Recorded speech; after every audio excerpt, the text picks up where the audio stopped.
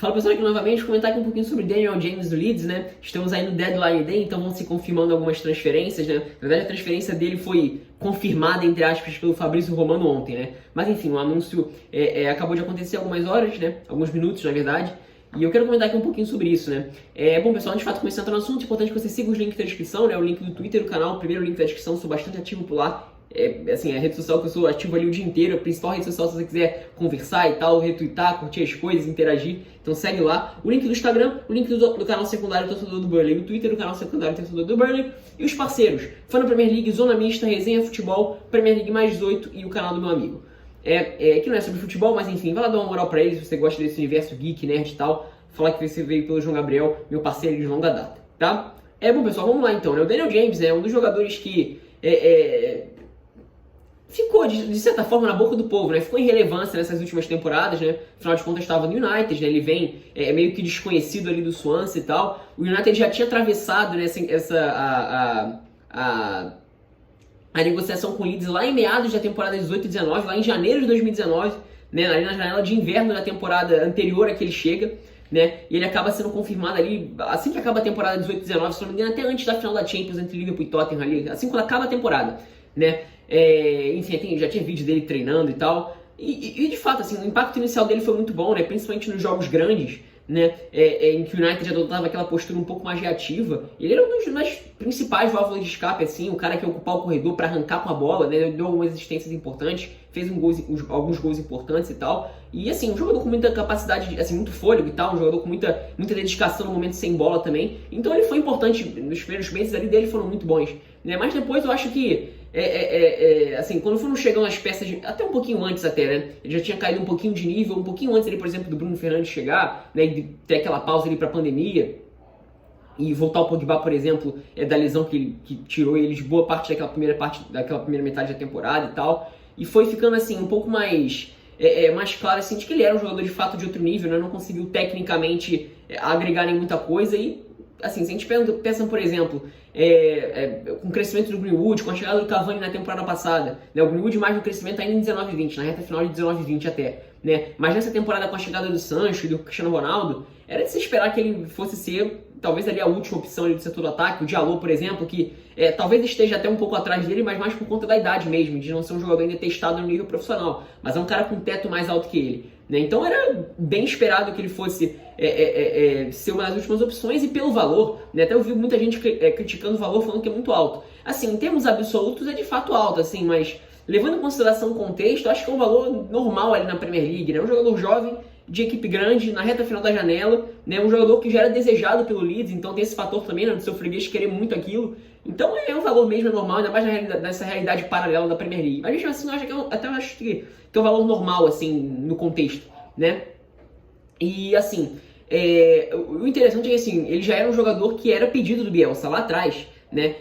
Talvez até em outro momento o Leeds, né? Já era um dos principais times da Championship, dos mais legais, mas não era nem de longe o time que atingiu o nível hoje, né? Até nem começou bem a temporada, mas enfim, né? É interessante porque ele vai ser esse jogador que é o que o técnico quer, né? E é interessante porque já na época do Swansea, ele já era um jogador versátil ali, se a gente pensa aí na linha de frente, digamos assim. No United ele chegou a jogar também, aberto pela direita, aberto pela esquerda, né? Pela direita ele era o cara da amplitude para abrir o campo, né? Por exemplo, como eu falei, nos jogos grandes essa era praticamente sempre a função dele, o jogador para correr ali nas costas do lateral pela esquerda, por exemplo, né? Para arrancar, para ser a válvula de escape, o cara que vai correr com a bola à frente, nessas corridas verticais, né? Pela esquerda, e até coloquei essa camisa aqui para fazer referência, ele trazia mais do lado para dentro, né? Para finalizar, por exemplo, para encontrar um passe pro outro lado, né? Ele fez um golaço assim contra o Southampton, né? Não sei se vocês vão lembrar, utilizando exatamente essa camisa aqui, logo nos primeiros jogos dele também, né? E no próprio Swansea ele chegou a jogar centralizado também em alguns jogos, né?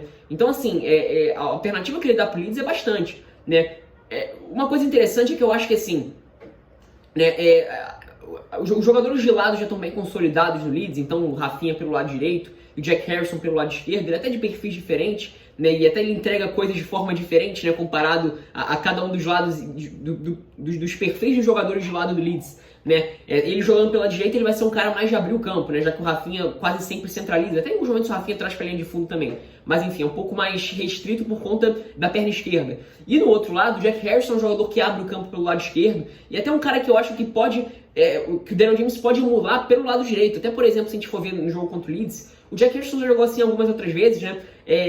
Por exemplo, na primeira metade da temporada, onde ele variou um pouco mais as formações, depois ali a partir da segunda metade, no ano de 2021 como um todo, já foi mais ali um 4-1-4-1, né? Com o Harrison jogando como meia pela esquerda, né? Ou ponta pelo lado esquerdo, né? O jogador de lado esquerdo mais avançado, né? O Daniel James ele pode funcionar como se fosse um ala pela direita, no esquema de linha de 3, por exemplo, sendo esse cara da válvula de escape. O Jack Harrison, como eu falei, fez muito bem isso na segunda divisão, até alguns momentos na primeira metade da temporada passada, e fez isso no jogo contra o Burnley, por exemplo. Dessa forma, foi um dos principais jogadores em campo, né? Principalmente no primeiro tempo ali, que ele fez mais isso. Né? Então o Daniel James pode emular isso pelo lado direito, né? Ele pode ser alternativa pelo lado esquerdo para fazer diagonal. Né? O time não tem exatamente um jogador destro para fazer essa jogada de dentro para fora, de fora para dentro, na verdade, né? Pelo outro lado. Ou ainda, né, e até eu conversando com uma página de um torcedor inglês, inclusive, né, ele conseguia escalar James e Harrison abertos, então você teria muita amplitude, muita velocidade pelos lados, dois velocistas mesmo, né, com o Rafinha jogando atrás do Bamford. Né? Então, assim, você tem um potencial ofensivo ali com esses três, de muita agilidade, de muita velocidade, bem interessante, né? E talvez com o Clichy um pouco mais atrás, ali o Calvin Phillips como primeiro volante, né? O Calvin Phillips é o jogador, é o titular da posição, mas enfim, né? Se a gente pega ali, por exemplo, se a gente pensa num quinteto ofensivo, acho que até dá pra falar disso, né? Num quarteto ofensivo, mas se a gente colocar, por exemplo, ali o Matheus Clichy, que é o titular da posição, digamos assim, para completar esse meio campo. Seria bem interessante, você teria ali capacidade de passe, por exemplo, com o Clichy, de aproximação de tabela, o Rafinha que agrega no drible, na condução, na agilidade, o Jack Harrison, o Daniel James abrindo o campo, o Bamford que pode agregar sem bola, né, puxando a marcação, fazendo pivô e também definindo as jogadas.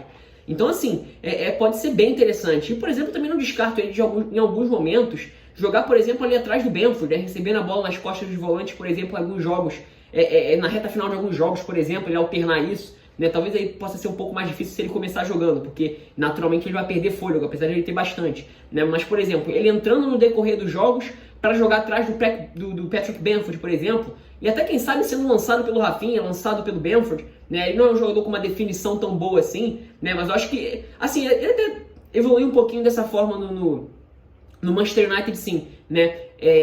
Mas assim, talvez num ambiente que esteja mais próximo do nível dele, de novo, assim, com um técnico que escolheu ele, e naturalmente isso vai crescer a confiança e tal, né? Assim, a cobrança vai ser menor e seja no nível, talvez esteja no nível mais próximo do que ele pode produzir mesmo. Ele até possa vir render dessa forma também. Então, assim, eu acho que é um jogador bem interessante, oferece bastante pro Leeds. Não só na questão da profundidade, o elenco do Leeds é curto, a gente falou sobre isso no live do Fã da Premier League, o elenco do Leeds é curto, não tem muitas opções não, né? Até em outra opção de lado eu tenho o Helder Costa, mas é um jogador que até hoje não conseguiu se firmar para nível de Premier League, desde a época do Wolverhampton, tá? Então, assim, ele vai ser interessante na questão da profundidade do elenco, da alternativa, de aumentar o número de opções, mas também, assim, para ser um jogador que, pelo menos na minha opinião, com condição de chegar e ser titular, dependendo do arranjo que o Bielsa for utilizar. Né? Então, eu acho bastante interessante, de novo, o valor eu acho que está dentro do contexto. A passagem dele do Manchester United foi boa, levando em consideração, assim, talvez a impressão fique ruim depois do ótimo início que ele teve. Mas eu acho que foi boa, levando em consideração, assim, o contexto, o nível de jogador que ele era. Ele foi importante em vários momentos. E continua sendo importante, né? A questão é mesmo técnica, né? Tecnicamente ele é um jogador que naturalmente não ia conseguir competir com as opções de frente do Manchester United. Mas acho que foi uma passagem boa, né? Uma passagem honesta, assim, um jogador jovem que se dedicou o tempo inteiro. E eu acho que os torcedores vão lembrar dele com carinho, né? Porque teve momentos bem interessantes, sim, tá? Então é isso, pessoal. Espero que tenham gostado. Se você para concordar ou discordar nos comentários, agregar qualquer coisa caso você queira aí também. E deixa a sua opinião, dá o like se você gostou do vídeo, se inscrever no canal caso você tenha gostado desses e dos outros vídeos e das lives. E, claro, compartilhar o canal com seus amigos para fazer o canal chegar a mais pessoas. E tendo feito tudo isso, clicar no sininho para receber notificações quando eu postar vídeos ou fizer lives, tá? É isso, espero que tenham gostado.